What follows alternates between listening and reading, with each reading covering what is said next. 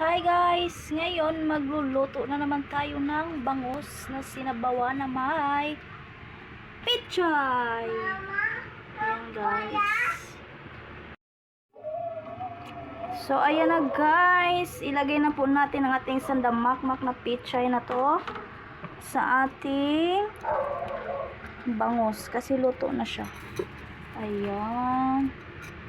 Gusto ko kasi guys pag nagluto ng ulam guys ba o ganito, gusto ko maraming gulay. Ayan,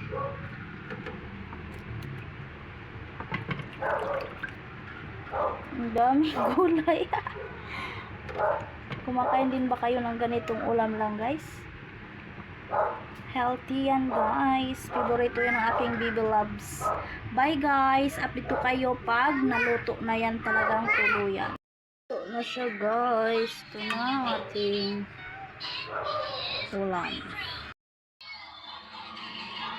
Ayan na guys. Ang ating ulam. Luto na.